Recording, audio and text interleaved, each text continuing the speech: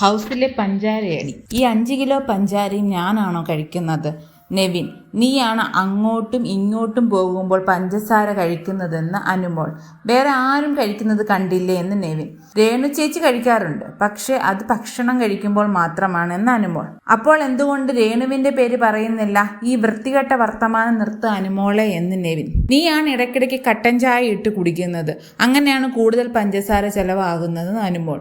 ഞാൻ എനിക്ക് ഇഷ്ടമുള്ളപ്പോഴൊക്കെ പഞ്ചസാര എടുത്ത് കഴിക്കും. നീ കൂടുതൽ സംസാരിക്കേണ്ട ആവശ്യമില്ല. ഇത് എനിക്കും കൂടി അവകാശമുള്ള വീടാണ്, ഞാൻ എന്ത് വേണമെങ്കിലും ചെയ്യും. അപ്പോൾ അനുമോൾ, അത് നിന്റെ വീട്ടിൽ പോയി ചെയ്താൽ മതി. ഇത് എല്ലാവർക്കും ഈക്വലായി ഉപയോഗിക്കാനുള്ള പഞ്ചസാരയാണെന്നും പറഞ്ഞ് തർക്കിക്കുന്നു. ഇങ്ങനെ അനാവശ്യമായി പഞ്ചസാര ചെലവാക്കാൻ ഞാൻ സമ്മതിക്കില്ല എന്ന് അനുമോൾ. ആവശ്യമില്ലാത്ത സംസാരത്തിന് വരരുത്, നീ ഒരു വെകിളിയാണ്, നിന്നെ ഇനി ഞാൻ വെകിളിയെ എന്ന് വിളിക്കുകയുള്ളൂ എന്ന് നെവിൻ. ഈ തർക്കമൊക്കെ നടക്കുമ്പോഴും രേണുവിന്റെ പേര് പറഞ്ഞിട്ട് പോലും രേണു ഇതൊന്നും ശ്രദ്ധിക്കാതെ ഭക്ഷണം കഴിച്ചുകൊണ്ടിരിക്കുകയാണ്.